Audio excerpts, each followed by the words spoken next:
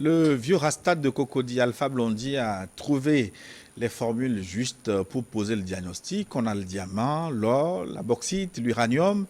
À ciel ouvert, on a le fer, le pétrole, le cobalt, le nickel, la gogo.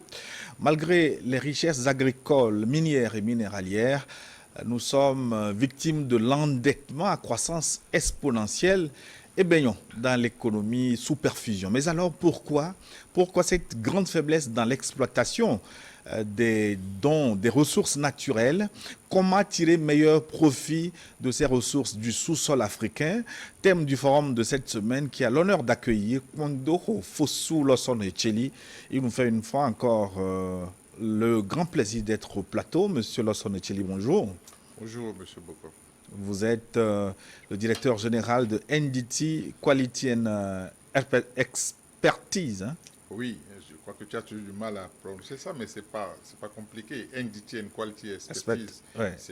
c'est que nous faisons des expertises en contrôle non destructif et aussi en qualité dans tous les secteurs de production. De formation plutôt ingénieur dans aéronautique. Voilà, de base. Mais nous couvrons aussi la pétrochimie, la construction et tous les secteurs de production, si vous voulez. Est-ce que vous avez déjà eu à travailler sur l'exploitation, on va dire, comment on dit, l'exploration ou l'exploitation de ressources naturelles? Plusieurs fois, que ce soit du domaine pétrolier. Je ne sais pas si vous connaissez les différents secteurs d'exploitation en Côte d'Ivoire, Bélier 1, Bélier 2, Espoir 1, Espoir 2. C'est ce que j'avais eu à accompagner les Américains qui étaient sur ces sites-là. Donc, je faisais les contrôles de tout ce qu'ils devaient utiliser pour faire le forage. Et on ne peut pas faire forage sans contrôle non destructif. Ce n'est pas possible. Donc, c'est un métier très innovant. Par contre, sur le onshore, j'ai fait Kamsa, Bokeh, et ça, tout ça, c'est en Guinée, hein, et Fria. Fria, c'est là où on fait la transformation de la bauxite en alumine. Par contre, à Bokeh et à Kamsa, c'est du raw material, comme on dit, brut, matière première. Voilà. Ouais. Vous êtes bien placé pour nous dire pourquoi les Africains eux-mêmes n'arrivent pas à exploiter leurs ressources naturelles. Avec vous, King Dodgero. King, bonjour. Bonjour, cher ami Gilles. Le roi est avec nous une fois encore. King Dodgero, expert en structuration économique et financière, directeur général de Panafrica International TPE Limited, société basée à Singapour. Bien sûr. Mais travaillant pour les pays du monde entier. Oui, bien sûr, je couvre l'Asie du Sud, l'Europe de l'Est et l'Afrique en général. Travaillons beaucoup plus sur les programmes PPP. Partenariat public-privé. Bien sûr, nous intervenons quand il faut mobiliser les ressources ou des partenaires pour pouvoir accompagner les États dans un modèle privé qui rentre en relation sur des projets d'État pour pouvoir réaliser ces travaux d'infrastructure. Est-ce que vous avez déjà structuré des projets concernant les ressources du sous-sol africain? Non, non. Pas directement. Non.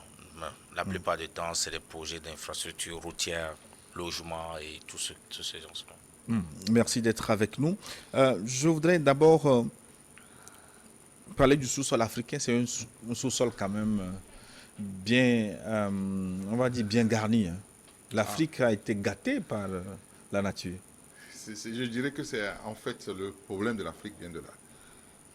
Parce que si nous voulons regarder un peu, disons, le schéma minier du sous-sol africain, d'abord, on s'est aperçu que les colonisateurs, avant de quitter, ils nous ont légué des cartes géologiques tronquées. Le premier problème vient de là-bas. C'est que les Africains sont sur leur sol, mais ils ne savent pas ce qui est en bas. Donc du coup, vous avez certains qui détiennent les vraies informations, mais qui ne veulent pas que ça soit dans le domaine public, que les gens soient au courant. Si vous regardez la plupart des cartes, ça date des années 50. Et les seuls pays qui ont essayé d'actualiser leur cartes géologiques, ils ne sont pas nombreux, parce que ça coûte excessivement cher, mais par contre, ça mérite d'être effectué. Bon, nous avons remarqué que chaque fois que les gens ont envie de connaître ce qu'ils ont dans le sous-sol, souvent ils ont des problèmes. Pourquoi? Parce que les gens ne veulent pas qu'on sache ce qu'il y a exactement dans le sol. Mais ceux qui détiennent... Les gens, quand vous parlez des gens, vous parlez de qui? Disons que ceux qui veulent dominer le monde d'une façon globale, parce qu'ils savent très bien que si jamais l'Afrique exploite à bon escient son sous-sol, ben, on serait plus développé que ceux qui disent qu'ils sont pays développés. Ça, c'est clair. Donc, actuellement, les gouvernants, il y en a qui essayent. Je sais que, par exemple, vous avez au niveau du Burkina et IGN, qui est un institut géologique national, qui a un avion pour faire les relevés.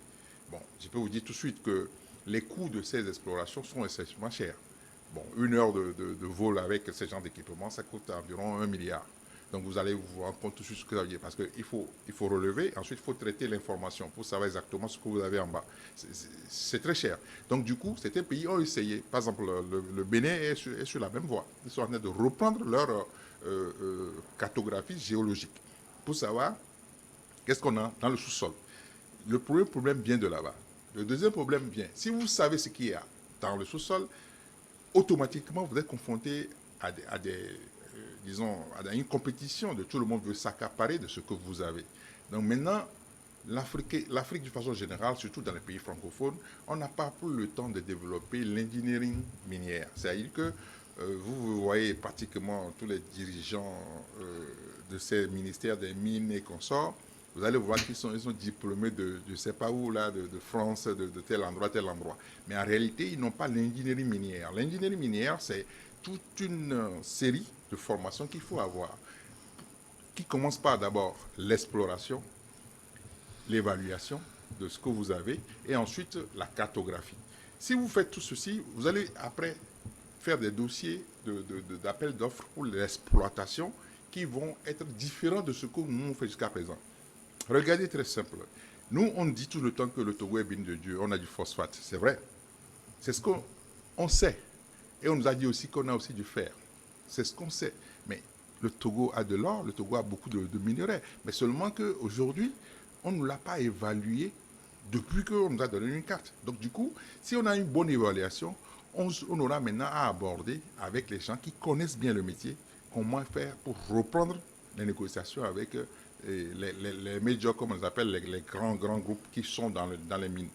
Prenons le cas du Niger, de la Guinée. Pour pouvoir aujourd'hui parler en face des grands groupes, ils n'ont pas hésité à faire venir quelqu'un qui était en Nouvelle-Calédonie, qui est d'origine guinéenne. C'est lui qui est le nouveau directeur, qui a repris tout. Or, les gens qui étaient là-bas, c'est des fonctionnaires, ici, par rapport à des petits intérêts, alors qu'aujourd'hui, les gens ont décidé de reprendre tout en main. Donc, je crois que le problème vient d'abord de la maîtrise d'abord du sous-sol, et ensuite avoir des gens compétents qui savent monter des dossiers. Ça, c'est le problème de la plupart de nos pays. Bon, on va disséquer tous ces problèmes. King Dojo, ça paraît plus compliqué que ce que moi je comprenais. Parce que là, M. Lawson Richelieu nous fait comprendre que nous ne connaissons même pas avec exactitude ce qui se trouve sous notre sol. Bien évidemment. Et le problème, il faut commencer depuis la case de départ. C'est quoi la case de départ? Nous avons énormément d'insuffisances dans la maîtrise d'abord de ce que contiennent nos sous-sols, juste parce que nous n'avons pas de qualification nécessaire. On n'a pas de qualification nécessaire parce qu'on a fait la promotion de la diplomatie au nom de la créativité dans notre système éducatif. Partant de là, combien de personnes aujourd'hui qui peuvent parler de la géologie? On nous effleure l'esprit de cette matière en 4e quand nous sommes au Togo, et ça s'arrête là. On nous rend tellement cela compliqué dans notre esprit. Moi j'ai fait Tokonon, mon professeur dans le temps était Tétéra. Et quand on parle de la géologie, nous fuyons la classe. Parce que ça se limitait au volcanisme. Je vous assure. Donc on ne développait pas la passion du sujet auprès de l'apprenant, puisque dans le système, on n'a pas de profit de l'apprenant. Quand tu t'intéresses à la matière géologie, tu t'imagines à devenir tétéra à la fin, donc tu n'as aucun goût. Quand tu n'as pas de goût à la chose, comment est-ce que tu peux développer d'intérêt? Mais quand on voit les professeurs avec leur vécu, on développe le goût de devenir professeur plus tard. Donc c'est fait sciemment par les dominateurs, ceux qui règnent sur le monde, pour que nous, notre système soit encouragé à être un système de diplôme et non de créativité. D'abord ça. Le système éducatif est la véritable base de ce problème lié à la sous-exploitation de nos sous-sols par nous les Africains et que nos États se contentent des droits de concession quand il faut parler de l'exploitation de nos ressources naturelles. Ce qui est une aberration, une insulte même à la race noire. Je m'explique pourquoi. On a l'impression que ceux qui ont construit ou fait la révolution industrielle en Angleterre étaient des diplômés, des doctorants, c'était des ouvriers. C'était des gens de corps du métier, les maçons, les menuisiers, les chaudronniers. Quelle était l'inspiration de nos aïeux, de nos parents, quand ils ont inventé la roue pour améliorer la technique de production? Ils ont eu la maîtrise du feu. De là, ils ont eu connaissance de comment transformer le fer. Ils ont fabriqué donc des outils permettant à nos parents, ancêtres, à abandonner la main qu'ils utilisaient au départ pour désherber, pour utiliser maintenant ce que c'est que là, ou plus tard, le coucou et tout ce que nous voulons. Donc, là, des fois, je me demande, est-ce que nos parents anciens étaient plus ingénieux que nous aujourd'hui? Depuis que la roue a été inventée dans nos pays, commençant par le Togo, dites-moi quelle est la génération qui a même amélioré même cet outil de production agricole? Il n'y en a pas. Cela sous-entend simplement que nos anciens sont plus ingénieux que nous. Nous, quand l'école est rentrée dans nos vies, nos parents disent qu'ils ont fait comprendre à nos parents que c'est les diplômes qui seront l'avenir, qui feront l'avenir des jeunes gens africains. C'est ainsi nos parents disaient, ce qui m'est arrivé ne doit pas arriver à mon enfant. Qu'est-ce qui t'est arrivé? Parce que tu n'es pas allé à l'école pour parler la langue du français, la langue de l'étranger.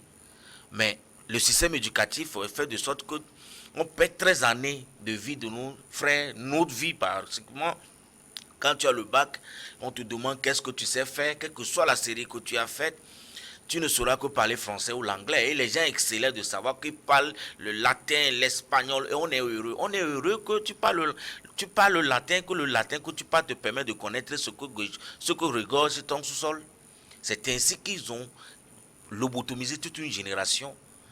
Et le résultat est que nous ne pouvons pas, quand nous devenons aujourd'hui grands et qu'on est à la tête de nos États, quel est le budget de recherche de nos États?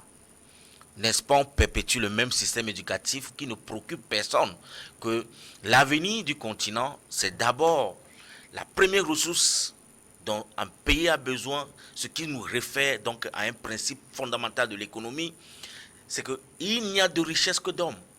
Pour que ce principe s'applique et change la condition de vie des êtres humains, il nous faut quoi? Il faut que ces hommes en question qui constituent la première source de revenus, la première richesse plutôt, source de richesse plutôt pour un pays, soient qualifiés. Qualifiés à quoi? Qualifiés au corps de métier qui permet de créer de la richesse. Vous savez, l'une des causes de l'endettement de nos pays, c'est le manque de création de richesse. Le manque de création de richesse vient du fait qu'il y a plus de diplômés que de créatifs. On est d'accord? Donc, qu'est-ce qu'on enseigne à nos gens dans nos écoles? Ouais, je voudrais m'interroger là-dessus. D'ailleurs, pour relancer M. Lawson Hucheli, mais voilà, l'Afrique qui a quand même des ressources sûres sous son sous-sol, mais comment se fait-il que le système éducatif n'est pas orienté vers l'exploitation de ces sous-sols? Bon, je crois que sur ce plan-là, comme je dis tout le temps, il faut séparer l'Afrique en trois grands groupes. Parce que j'ai eu l'occasion de participer à des événements dans les universités d'Afrique du Nord, au Maroc et en Tunisie particulièrement, et des pays anglophones aussi. J'ai fait certains événements en Lanceria, en Afrique du Sud. J'ai fait aussi le Kenya, j'ai fait aussi l'Éthiopie. Si vous regardez, les pays francophones sont ferraillés par un système qu'on appelle le CAMES. Il est ferraillé. Si vous regardez dedans, on enseigne quoi? Il n'y a rien de technologique. Tout est... on a beaucoup de sociologues, on a beaucoup de gens en géographie, mais limités à l'hydrographie, mais bon, pas dans le bon sens aussi. Bon, quand les gens sortent de là-bas, en fait, ils ne savent lire que les polycopes qu'on leur a délivrés. Nous, on dit qu'il faut refaire les états généraux. dans beaucoup de secteurs dans nos pays africains, surtout les pays francophones. Quand vous avez un rapport du CAMES qui dit qu'on verse 14 millions de chômeurs chaque année sur le marché, il y a un problème. Moi, bon, je suis content que au Conseil des ministres, la dernière fois, on dit que l'année scolaire a bien réussi, c'est vrai. Bon, c'est vrai. Mais qu'est-ce qu'on a fait pour absorber tous ces diplômés qui sont sortis? Bon, c'est ça la qualité. La qualité, c'est pas seulement disons, on est content, mais et après? Mais le constat est quand même difficile. Il y a des ressources qui sont sûres. Ce sur quoi vous pouvez travailler existe déjà. Mais comment se fait-il qu'on s'occupe d'autre chose? Le problème, c'est très profond. Quand vous avez la plupart des gens qui sont dans les décisions, excusez-moi, ils ont été formatés pour être enseignants. Mais un enseignant qui n'a jamais travaillé, quand vous lui parlez de créativité, bon, ça le flaire seulement d'esprit. Or, l'ingénierie et disons, la créativité doit être quelque chose que, dès le bas âge, les gens s'y intéressent. Comme il est dit tout à l'heure, la géologie, on l'a fait en 4e, mais ce qu'on a vu là-bas, c'est terre à terre. Or, c'est un métier, la géologie. Et vous ne pouvez pas développer cette filière sans mettre en place d'abord les outils d'exploration, les outils de quantification, les outils d'évaluation, et ensuite, comment identifier que c'est du réel. Parce que, vous savez, en Afrique, par exemple, vous avez beaucoup de faux lingots d'or qui circulent. Pourquoi les gens mélangent les alliages facilement? Et des fois, on te parle de lingots d'or, mais en réalité, ce n'est pas de l'or.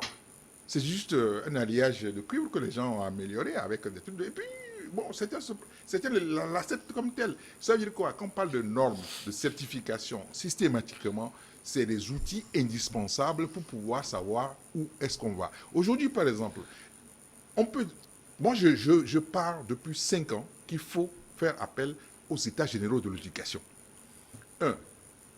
Si c'est accepté, il va falloir qu'on accepte de sortir de ceux qui disent que c'est notre métier. Non. Non, leur métier, là, on a vu ce que ça a donné après 62 ans d'indépendance. On ne peut pas se fier toujours à ceux-là qui disent que notre profession, c'est l'enseignement. Non. D'abord, ils n'ont pas la maîtrise de ce qu'on appelle la créativité. Ils n'ont pas la maîtrise de ce qu'on appelle le monde globalisé aujourd'hui, où on découvre systématiquement à travers le monde des nouveautés, des pluralités de disciplines. Si on veut vraiment qu'on aille vers les états généraux, il va falloir faire appel à tout le monde, y compris la diaspora, ceux qui sont à l'extérieur, tout le monde. Il n'y a pas de politique dans les états généraux, c'est juste la vision nationale du pays qu'il va falloir que tout le monde ait dans la tête. On ne peut pas continuer à avoir des ministres de mines et de l'énergie qui passent, on ne sait pas ce qu'ils ont fait. Bon, ils font 5 ans, 10 ans, un autre vient, on ne sait pas, mais on est toujours au même niveau. Ce qui est grave, c'est qu'aujourd'hui, identifier même les problèmes, on n'arrive pas à le faire. C'est pourquoi nous, quand on nous parle de l'aide de mission, nous on rigole un peu parce qu'en fait, pour faire une aide de mission, il faut d'abord faire le diagnostic. Si je n'appelle le diagnostic, je donne l'aide de mission, ça sert à quoi? Rien du tout. C'est juste une comédie. Moi, je pense que, sincèrement, les états généraux sont indispensables, surtout pour notre pays. Car si je vous donne un truc très simple, comme les Togolais ont fait des études en phosphate, ça fait plus de 20 ans que moi j'ai fait le Plant 1, Plant 2 d'Arukudos, qui est la transformation de toute la production du Sénégal en acide phosphorique. Ça veut dire quoi? Si le Sénégal, depuis plus de 20 ans, ne vend plus du phosphate pratiquement, vend que de l'acide phosphorique. Avant de venir ici, je regardais les cours. Depuis janvier, il y a une amélioration du cours du phosphate qui est passé jusqu'à... la tonne métrique est actuellement à 287. Ça fera les $300 par tonne. Allez voir combien de monde vend la tonne. Ensuite, ça c'est le raw materials. Si tu transformes en acide phosphorique, qui est le premier niveau, vous allez voir que ça passe de 1500 à plus de 2500 la tonne. Vous avez vu la différence? C'est avec ça que les gens développent leur pays, en faisant une transformation au moins à un niveau avant d'exporter. Mais quand vous exportez que la matière première, ça ne va pas vous apporter beaucoup de choses. C'est pour qui fait que, si aujourd'hui, comme il est dit tout à l'heure en structuration, nous avons une vision. Combien coûte une usine d'acide phosphorique? 175 millions de dollars. Vous pensez que ça c'est beaucoup? Non, rien du tout. Le Sénégal a fait une première tranche, mais ils ont vu que la capacité là, que les gens achètent systématiquement parce que dans les engrais qu'on sort, tout ce qu'il y a sur le marché, et c'est l'Inde qui est leur principal client, l'Inde. L'Inde ne laisse rien à personne. C'est lui qui prend tout, systématiquement. Ce qui fait qu'ils sont même actionnaires. Ils sont prêts à investir pour qu'on augmente la capacité de production. Et on a doublé l'usine d'acide phosphorique de Darou-Koudous.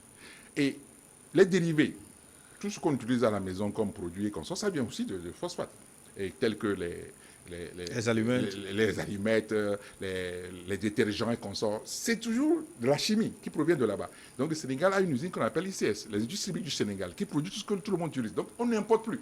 Donc vous voyez, l'argent reste dans le pays. Mais quand vous passez votre temps à exporter que du raw matériel, après vous payez le produit finit pour venir dans le pays, mais vous ne pouvez jamais investir. Vous serez toujours dépendant de ce que les hommes font à l'extérieur. Donc ce qui fait que, en réalité, ce qu'on se pose comme question, est-ce qu'on a envie de sortir de notre sous-développement? C'est la question que nous on se pose tout le temps. C'est pourquoi, lorsqu'on a milité pour qu'on mette en place une politique commune industrielle de l'Afrique de l'Ouest, on avait dit, chaque pays a sa spécialité, a des ressources. Pourquoi ne pas faire un joint venture pour que les pays africains cèdent eux-mêmes à produire pour alimenter la région?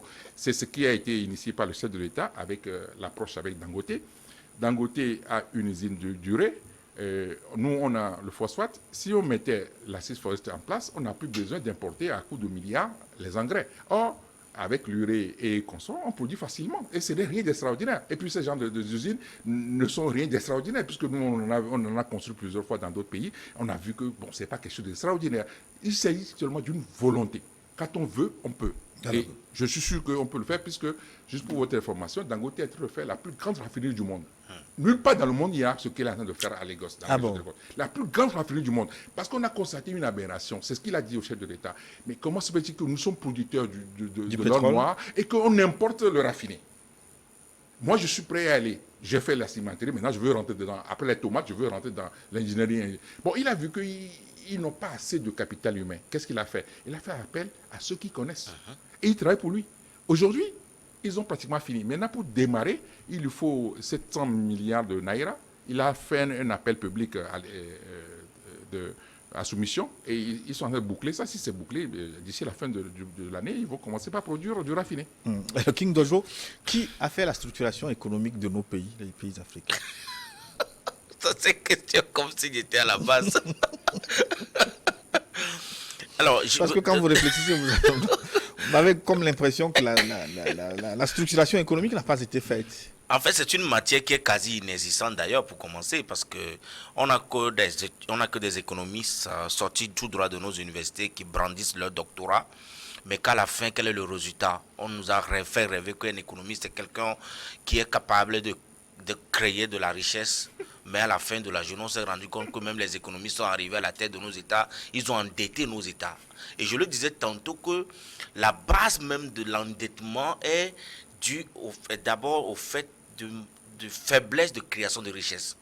A priori, l'économiste est vu comme quelqu'un qui est en mesure de créer de la richesse. Si vous créez de la richesse, vous ne vous endettez plus. C'est quand vous ne créez pas de la richesse que vous vous endettez. Vous voyez que par exemple la Côte d'Ivoire qui a à la tête un économiste, il s'endette. Cela veut dire qu'il a manqué à un principe fondamental dans l'économie. C'est pourquoi le pays s'endette pour construire des infrastructures. On applaudit, mais d'autres générations viendront payer plus tard. Exact. Donc nous devons revoir nos copies, redéfinir les mots.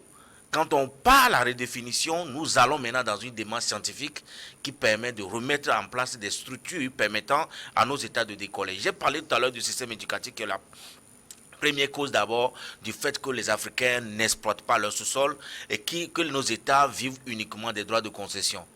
Deuxième, c'est le modèle économique dans lequel nous opérons.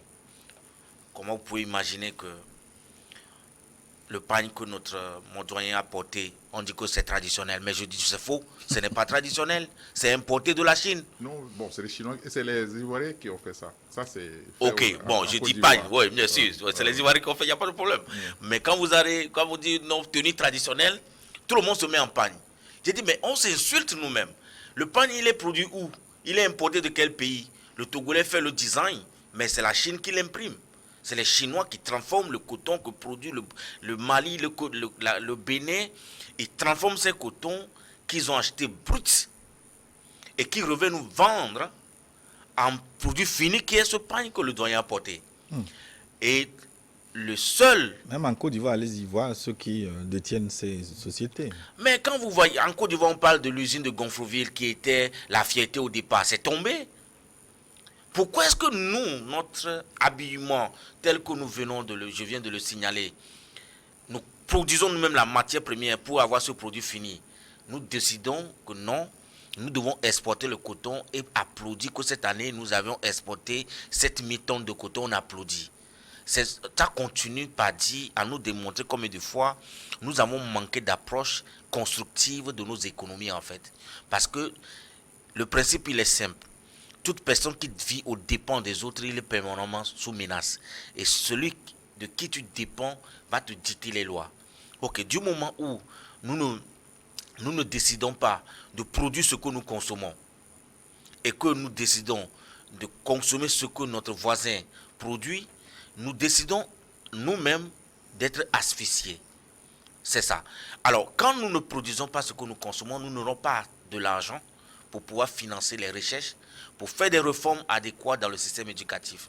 Mais il y a des pays anglophones qui quand même emboîtent le pas du développement certain sur la base des données structurelles pour pouvoir soutenir une croissance économique réelle. Vous allez dans une pharmacie au Ghana, 80% des produits que vous allez voir dans les officines sont produits au Ghana. Ils ont opté pour les génériques, mais ces génériques-là sont produits au Ghana. Cela veut dire quoi? Cela veut dire qu'on crée de l'emploi. Les diplômés qui sortent des universités ghanéennes trouvent de l'emploi parce que la seule façon d'absorber ces différents diplômés qu'on applaudit à la fin du mois que le résultat de l'éducation scolaire ou universitaire a été bon, c'est de créer de l'emploi au bout. Parce que sans création de l'emploi, on ne peut pas consommer ces diplômés.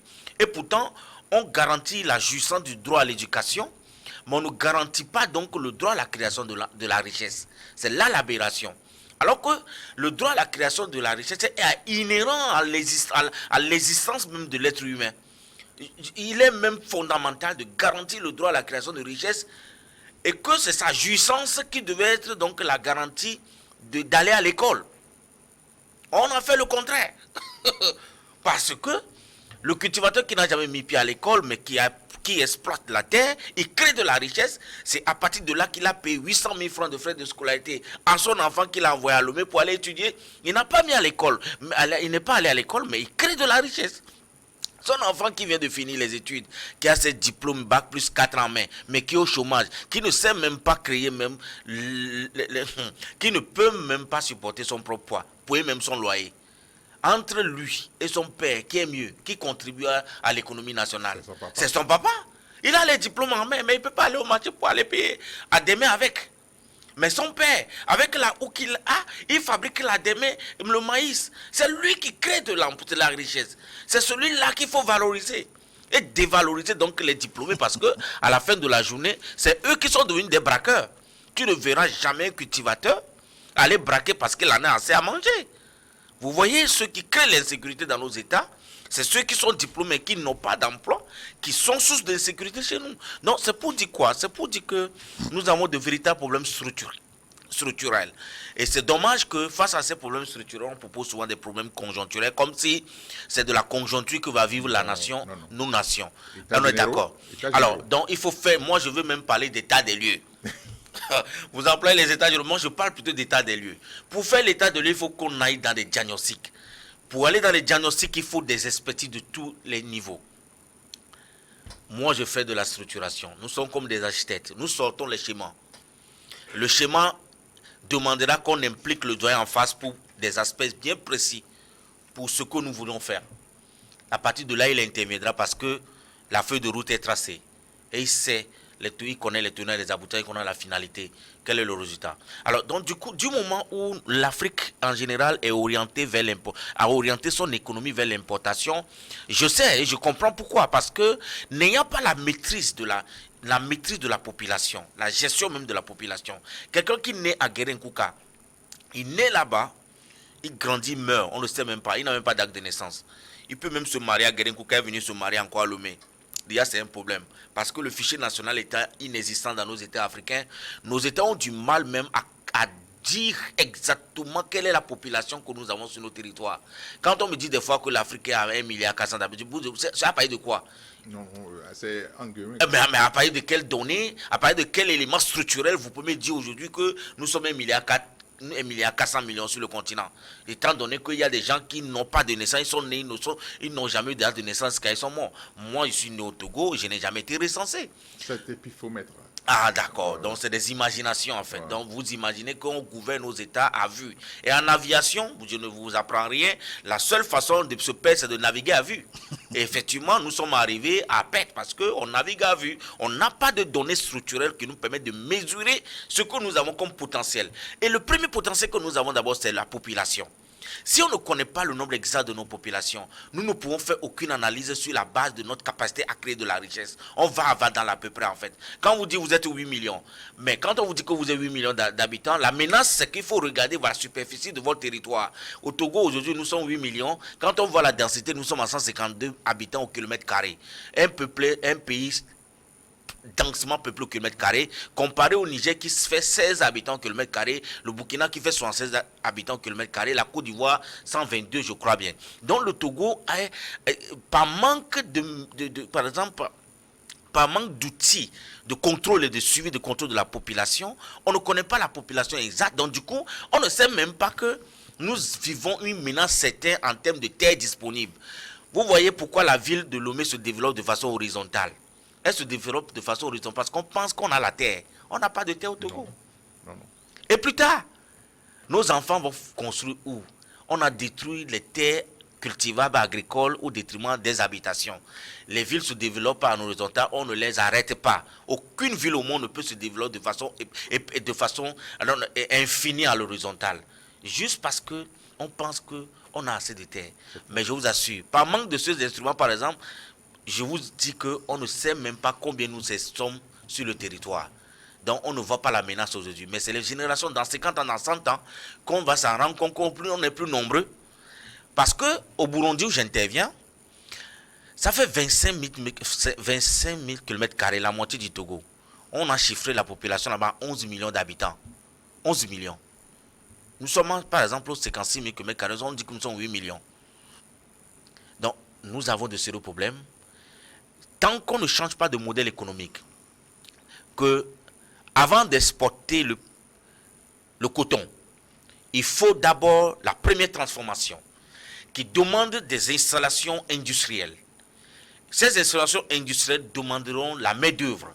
La main-d'œuvre qui doit venir donc de notre système éducatif parce que nous sommes formés déjà à la base au métier industriel, au machinisme, aussi de suite. Nous aurons de sérieux problèmes quand on exporte notre phosphate et qu'on applaudit qu'on a exporté tel nombre de tonnages, nous appauvrissons davantage nos budgets. Voilà pourquoi nos États vivent des aides des institutions de Bretton Woods pour financer leur budget de fonctionnement parce que par manque de création de richesses propres qui résout systématiquement le besoin en endettement, dû au fait que nous n'avons pas de ressources qualifiées pour explorer ou faire des découvertes, faire des recherches, créer nous-mêmes des richesses à partir de ce que nous avons sur nos sous-sols. Nous parlons même de sous-sol en Afrique alors que le sous-sol même on n'a même pas encore fini d'exploiter. Je rappelle aux téléspectateurs qu'ils peuvent participer à ce débat dans lequel je me perds un peu parce que les problèmes deviennent très nombreux. 96 46 10 31 précédé de l'indicatif plus 228, plus 228 96 46 10 31. Intervenez vos questions sur le thème du jour, comment exploiter de façon efficiente les ressources du sous-sol africain. Monsieur Lawson Richeli, est-ce que c'est possible, au vu de ce que vous avez fait, de ce que vous connaissez, que les pays africains fassent l'exploration de leur sous-sol, installent des usines et tirent meilleur profit de leurs ressources naturelles? Est-ce que c'est possible? Bon, vous parlez de possibilités. Je dirais oui. Mais par contre, si c'est que vous avez dit, si c'est impossible, là, ça c'est un autre débat. Parce que le problème de fond, comme on l'a dit tout à l'heure, on a un gros problème de capital humain. Les expertises, les compétences. Oui. Est-ce qu'il existe une école d'ingénierie minière comme vous l'avez souligné? Il y en a plein ailleurs. mais pas dans notre pays. Mais par contre, si je vous donne le cas du Ghana voisin à côté, parce que j'ai participé à la mise en place de la première plateforme d'exploitation de Takoradi. C'est moi qui ai mis tout en place là-bas avec Ali Burton, Saipem et compagnie. Je suis l'expert qui a fait Takoradi ici à côté. Tous ceux qui sont venus sont que des étrangers. Mais qu'est-ce que les Ghanéens ont fait? Ils ont dit non, ça ne va pas durer. Ils ont démonté l'Institut de télécom Ghana. Ils ont vidé ça pour faire l'Institut du pétrole.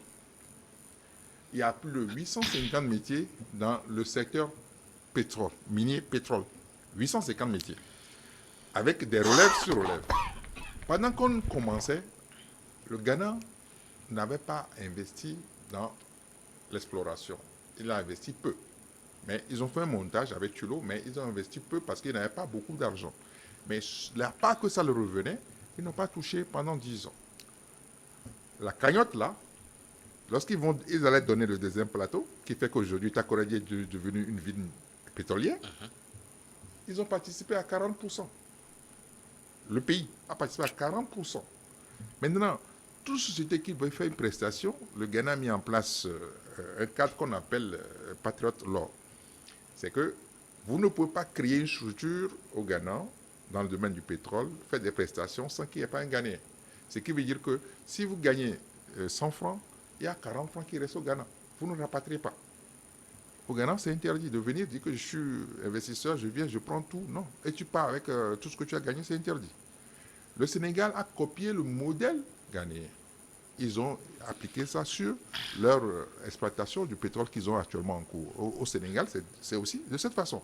Le Sénégal, lui, a mis 30% minimum de participation sénégalaise dans toute société. Oui, mais pourquoi les participations de l'État, ce qui doit revenir à l'État, est extrêmement faible dans la négociation des contrats? En Guinée, par exemple, il a été dit que dans certains contrats, l'État reçoit 0% de l'extraction de minerais. Mais pourquoi? Non, parce que le gars qui signait, il voyait que ça poche à lui, son intérêt personnel. Il ne voyait pas le pays avec tous ces milliers et millions d'étudiants qui vont sortir, qui n'auront pas de boulot. Si vous pensez pays, vous allez changer de mind, comme mindset, comme on dit chez les Anglais. Mais nous avons un gros problème. Toujours dans les pays francophones, on a peu de gens qui ont un sentiment patriote et qui pensent État. Ils pensent d'abord à eux-mêmes. Ça, c'est le vrai problème de la plupart des pays francophones. Maintenant, si on regarde dans les pays anglophones, eux, ils ont l'engineering. Ils ont des hommes qui disent que, Excellence, il faut qu'on fasse dans cette orientation-là. Et c'est ce qu'ils mettent dans leur loi. Et quand vous venez, vous suivez la loi. Ce n'est pas comme dans les pays francophones, il y a des lois que personne ne veut respecter. Eux, c'est obligatoire. Et puis, le Parlement fait des enquêtes périodiques pour voir si c'est respecté ce qu'on a voté. Si on parle de comment négocier un contrat, quand on dit 0%, c'est normal. Si je parle, je ne veux pas trop rentrer dans les politiques des autres pays, mais je peux parler de ce qui s'est passé avec l'ancien président Alpha Condé. Il a dit qu'il a besoin de 2 000 milliards.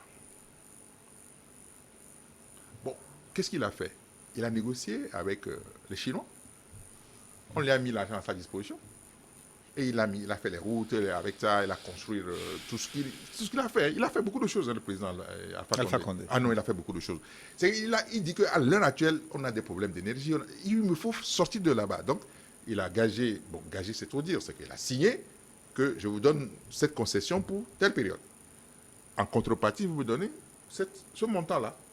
Il a rénové l'université, il a fait beaucoup de choses, je vous assure, c'est pourquoi il est un peu triste de ce qui lui arrive. Mais il a fait beaucoup de choses, je suis parmi ceux qui l'ont admiré, parce que je connais la Guinée avant, la Guinée d'après. Aujourd'hui, je m'étonne quand j'entends certaines personnes en Guinée qui parlent ils ont des espoirs, alors qu'ils ont tous été ministres dans le temps et consorts, tous ces gens-là. Moi, je dis que c'est l'ancienne école toujours. On fait tout cela au dos de la démocratie, mais on a vu démocratie, ce qu'on peut dire, juste les gens devant, et après, quand on prend, on fait comme si rien ne s'est passé. Mais seulement que le problème est immense. On ne peut pas tout régler. Mais il faut structurer. Quand on structure, on sait où on va. Le problème de fond, c'est qu'on n'a jamais démarré la restructuration de nos sociétés. Et ça qui est dramatique. C'est que le Togo, quand nous, on est nés, c'était déjà déficitaire. La balance commerciale est déficitaire. Oui, aujourd'hui, personne, il n'y a aucune cellule de réflexion et de prospective qui disent que nous voulons sortir dans 10 ans, dans 20 ans, ça, on va boucler ça, qu'il n'y aura plus ça. Ça Oui, mais n'existe il y a le pas. plan national de développement. Non, non, ça ça n'a n'est aucun pas- c'est la rapport. même- non, non. Ça, c'est juste un plan comme le SCAP de DSRP2. Non, arrêtons de nous amuser. Et c'est des plans... les gens amènent ça seulement pour dire que c'est le produit. Et on va finir l'année prochaine notre PND. Allez voir combien ont été réalisés. On est à 1 an de la fin de ça. Là. Moi, je dis qu'il faut qu'on arrête de copier les modèles qui ne servent pas. Il faut qu'on restructure nos sociétés. Et ça, nous disons que même si nous, on ne connaît pas tout, on a des connexions, des hommes, des gens qu'on connaît qui peuvent aider. Il est là, par exemple, là, il est en train d'aborder des sujets de fond. Lorsqu'on dit de restructurer l'école, c'est qu'on doit restructurer pour un objectif bien précis. Bien sûr. Or, chez nous, bon, moi je vois que les gens applaudissent la création de Polytechnique et tout ça, là, ça me fait rigoler. Ça me fait rigoler. Non, Polytechnique. Et ça me fait rigoler parce qu'en fait, on a déjà vu ça au Sénégal. Ça existe depuis très longtemps au Sénégal. Mais parlons même de la Côte d'Ivoire. Il y a des diplômés de l'Institut Houphouët-Boigny de William Sokro qui forment des ingénieurs, mais ils se retrouvent où? Ils se retrouvent dans les bureaux. Comme d'habitude. Et tenez-vous des bien. ingénieurs pétroliers qui se retrouvent dans les bureaux. Quand moi, j'ai demandé en 2007 qu'on mette en place un master en météorologie, on en a profité. Mais les gens ne savent pas que c'est moi. Quand j'ai mis en place l'Afrimet, le système africain de système météorologique, c'est encore moi, et c'est Alain Seria, c'est moi. Les Allemands sont venus me chercher au Togo pour aller aider l'Union africaine à mettre en place ce système-là. Aujourd'hui, les gens sont fiers d'en parler, mais c'est nous. Pourquoi? Il a parlé de quelque chose de très important tout à l'heure. Lorsque on est dans un pays sérieux, je dis sérieux, on doit connaître sa population. Or, dans nos sociétés, on ne sait pas combien on est dans chaque agglomération, dans chaque village. Mais des recensements se font. Non, ces recensements général est prévu encore en octobre au Togo. À l'à peu près. Ce que nous on dit de faire, ce recensement, ça va coûter peut-être 15 milliards, 16 milliards. Ils n'ont qu'à me donner cet argent-là. Avec moins, on peut faire mieux. Et c'est ce que les Béninois ont fait. Quand on a parlé de ce même sujet avec eux, ils ont décidé de faire le RAVIP, le recensement administratif à vocation d'identification des personnes physiques. On estimait la population à 12 millions. Mais quand on a fait le RAVIP, avec tous ceux qui ont plus de 5 ans, ils ont trouvé combien? 10,8 millions de Béninois. Sachant bien sûr qu'il y a des Béninois à l'étranger qui sont sortis, qui ont voyagé. On n'a pas voulu se polariser sur eux. Eux, ils sont à l'étranger. On sait que ceux qui sont sur le territoire, on les a tous identifiés. Après, on a identifié les artisans. OK? Aujourd'hui, on sait qui est qui au Bénin pratiquement. Et on a ouvert des bureaux pour que les gens aillent, ceux qui grandissent, aillent faire leur identification. Mais avec le développement de l'informatique, est-ce que cette opération n'est pas visiblement simple? C'est très simple et ça a coûté que 3,6 milliards. Par rapport au recensement qu'on veut faire, à demander combien ça a coûté. Et on fait les élections à combien de milliards? Alors que tout ce c'est de l'argent jeté par la fenêtre. Si on prend l'argent des cartes et des électeurs, mais vous allez voir que nous pouvons régler tous ces problèmes-là au Togo avec le budget de recensement électoral. Et moi, je mets au défi aux gens de prendre nous autres qui font de l'expertise, qu'on nous donne peut-être le tiers de ce qu'ils dépensent pour faire autre chose, on peut faire mieux. Ce qui se passe, c'est comme il y a un système d'aspiration de l'argent qui existe dans la plupart des sociétés où on dit que oui, c'est des spécialistes en élection, des spécialistes des Nations Unies, tout ça là, c'est du pipeau. En réalité, les solutions sont très simples. Lorsque nous avons présenté le projet d'identification à l'Union européenne il y a 6 ans, ils m'ont dit que tu n'es pas togolais, que les gens ne veulent pas qu'on sache combien on est au Togo. C'est ce qu'ils m'ont dit. Et le gouvernement m'a dit il y a 5 ans qu'on a un projet sur identification. Toujours on est dessus, hein, toujours dessus. On n'arrive pas à régler ce problème-là. Alors que lorsque vous avez identifié, comme il a dit, la population, vous ne serez pas surpris du nombre de personnes qui seront demain en classe de 6e, puisque vous connaissez. C'est ça. Et c'est ce que nous appelons la métrologie. C'est ça. La norme veut qu'on maîtrise la population, on peut faire des plans de développement. Dès lors que vous n'avez pas la maîtrise de votre population, tout ce que vous faites, c'est du pipeau. Ça ne sert à rien de parler beaucoup. Parce que les gens font de la politique en majorité, mais pas du développement. Moi, je le dis en face. On fait de la politique, mais on ne fait pas du développement. Tant qu'on ne saura pas le nombre de personnes qu'on a au Togo, dans tous nos pays, on ne fait que de l'à peu près. Parce que le problème de géologie dont on parle, si vous avez on sait que le mont Agou, c'est du fer. À Bandjeli, on a du fer. Lorsque vous faites une concession, ça fait bientôt 20 ans, en chemin de fer, à un groupe, je parle du cas du Togo. Cette concession, on devait développer le rail. À l'heure où nous parlons aujourd'hui, quel développement on a fait du rail? Et qui audite cette concession-là de l'État vers cette société Togo Rail? C'est tous ces problèmes-là qui font qu'on se demande, est-ce que les gens aiment le pays? Parce que si on aime le pays, on concède, on doit après auditer pour voir si on respecte. Si les autres dénoncent, c'est parce qu'ils ont constaté que les gens signent pour signer seulement et l'exploitation qu'on en fait, ils ne font qu'un développement. Parce que si vous voulez faire l'exploitation du minerai de fer, vous parlez de gisement, il n'y a que par rail. On ne fait pas, on ne fait pas ça par la route. Hein. On ne fait pas ça par avion non plus. C'est que le rail. Parce que lorsque moi j'ai été à Nouadhibou pour faire l'acceptation de l'exportation des poudres de fer. Le fer, en fait, pour l'exportation, on le met en poudre. Qu'est-ce que nous on fait comme contrôle suivant les normes? On s'assure que la granulométrie est conforme à ce que le client a demandé. Je vous explique très simple. Vous allez nous expliquer tout à l'heure parce que nous devons marquer une pause pour une édition de journal. Nous retrouvons les téléspectateurs dans une dizaine de minutes. Ils peuvent continuer par nous envoyer les questions. Plus 228 96 46 10 31. À tout de suite pour la seconde partie de l'E-Mode Forum.